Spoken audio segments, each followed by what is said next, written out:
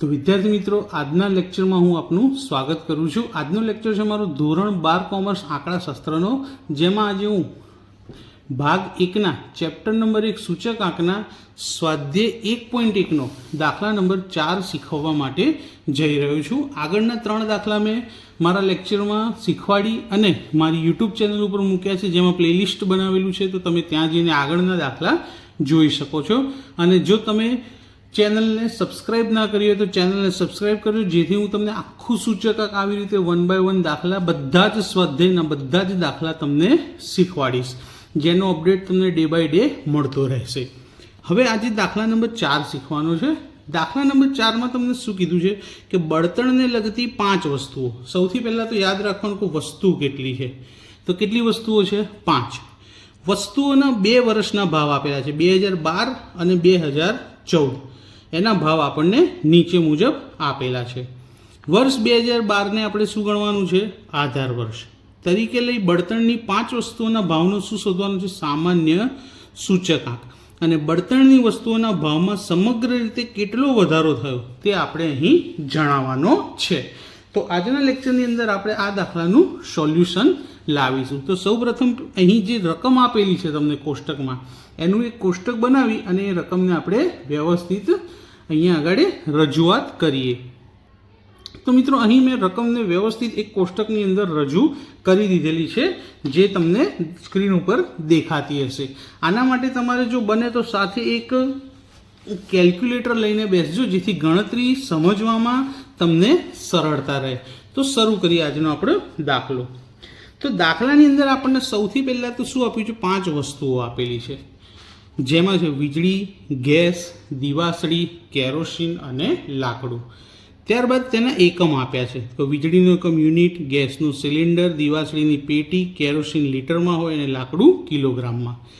આ 2 વસ્તુઓ આપણને ખાલી આપેલી છે, વસ્તુઓ 5 છે એટલે એના એકમ, આનું કંઈ જ કામ નથી। વસ્તુના ભાવ, 2 વસ્તુના ભાવ આપ્યા છે। આ જે જૂનો ભાવ 2012નો અને આ છે નવો ભાવ, જે ભાવ આપણે ગણીશું 2000 કેટલાનો છે? 14નો। તો 2012નો ભાવ અને 2014નો ભાવ, આધાર વર્ષ અને ચાલુ વર્ષ।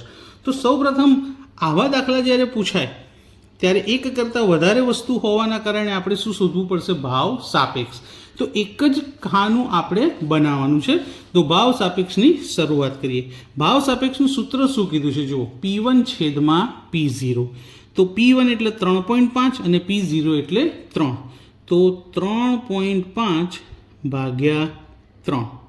એ જ રીતે અહીં લઈશું 370 ભાગ્યા 345।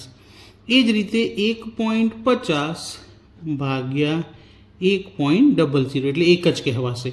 ત્યારબાદ 20 ભાગ્યા 15, ત્યારબાદ 15 ભાગ્યા 12। હવે આ બધાનો ગુણોત્તર લઈએ તો કેલ્ક્યુલેટરની અંદર ભાગાકાર કરીએ તો સૌથી પહેલો ભાગાકાર 3.5 ભાગ્યા 3, એનો જવાબ આપણને મળે છે 1.6667। ભાવ સાપેક્ષમાં હંમેશા પોઈન્ટ પછી 4 આંકડા લખવા, જેથી પોઈન્ટમાં જવાબમાં ક્યાંય ભૂલ આવે નહીં। બીજો ભાગાકાર છે 370 ભાગ્યા 345, એનો આન્સર આપણને મળશે 1.0725। ત્રીજું 1.50 ભાગ્યા 1 એટલે એમાં કોઈ ફરક નહીં પડે, એનું એ 1.50, પણ 4 આંકડા માટે આપણે 00 લખી દઈએ છીએ। 20 ભાગ્યા 15, તો એનો આન્સર આવશે 1.3333। અને છેલ્લું 15 ભાગ્યા 12, જેનો જવાબ આપણને મળે છે 1.25, 4 આંકડા માટે 00 લખી દઈએ। લખો તો પણ ચાલશે, નહીં લખો તો પણ ચાલશે। હવે ભાવ સાપેક્ષનો સરવાળો એટલે એને કહેવાશે સિગ્મા P1 છેદમાં P0।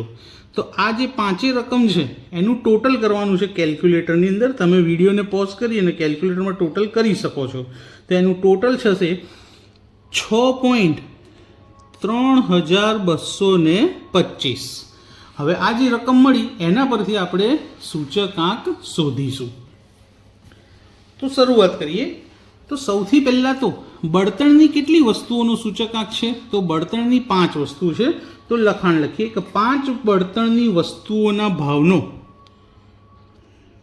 5 બળતણની વસ્તુઓના ભાવનો સામાન્ય સૂચકાંક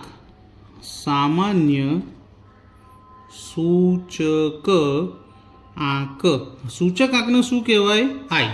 અને એનું સૂત્ર છે સિગ્મા P1 છેદમાં P0 છેદમાં n ગુણ્યા 100. હવે આપણે સિગ્મા P1 છેદમાં P0 કેટલા લખ્યા મિત્રો? 6.3225 છેદમાં વસ્તુઓ કેટલી હતી? 5 ગુણ્યા 100. હવે ડાયરેક્ટ આપણે શું કરીશું? 6.3225 ગુણ્યા 100 અને એને ભાગ્યા કેટલા કરી દઈશું? 5. તો જવાબ મળશે 126.45. તો અહીં આપણને સૂચકાંક મળી ગયો છે. હવે આપણે શોધવાનું છે કે કેટલો વધારો થયો ભાવમાં અને કેટલો ઘટાડો થયો. તો આપણું આધાર વર્ષ હતું 2012. તો વર્ષ 2012 ની સરખામણીમાં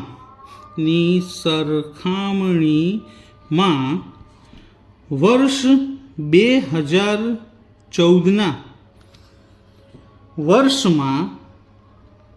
2014ના વર્ષમાં બળતણની વસ્તુઓના ભાવમાં સમગ્ર રીતે બરાબર કરી અને બાદબાકી કરી લઈએ. 126.45 માઇનસ 100. તો આની બાદબાકી કેટલી મળશે આપણને? 26.45%. તો આટલા ટકા શું થયો? વધારો થયો છે. તો મિત્રો અહીં સુધીમાં આપણો દાખલો પૂરો થઈ ગયો અને આ દાખલો પરીક્ષાની અંદર 2 થી 3 ગુણની અંદર પૂછાવાની શક્યતા છે. તો દાખલાની અંદર આપણે ફક્ત એક જ ખાનું બનાવ્યું, બાકીના બધા ખાના રકમમાં આપેલા જ હતા. ભાવ સાપેક્ષનો સરવાળો કર્યો અને ભાવ સાપેક્ષ હંમેશા પોઈન્ટ પછી 4 આંકડામાં ગણવાની યાદ રાખશો. અને ત્યારબાદ સૂત્રમાં કિંમત મૂકી અને જવાબ શોધ્યો સૂચકાંકનો. અને સૂચકાંકમાં કેટલો વધારો થયો કે ઘટાડો? આપણો જવાબ 100 કરતાં વધુ આવ્યો હોવાથી વધારો કહેવાશે.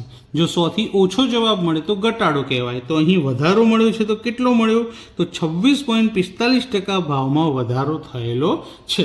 તો મિત્રો વિડીયો તમને આજનો પસંદ આવ્યો હોય તો વિડીયોને શેર કરજો, કોમેન્ટ કરજો અને જો તમે નવા હો તો ચેનલને સબસ્ક્રાઈબ કરવાનું ભૂલતા નહીં.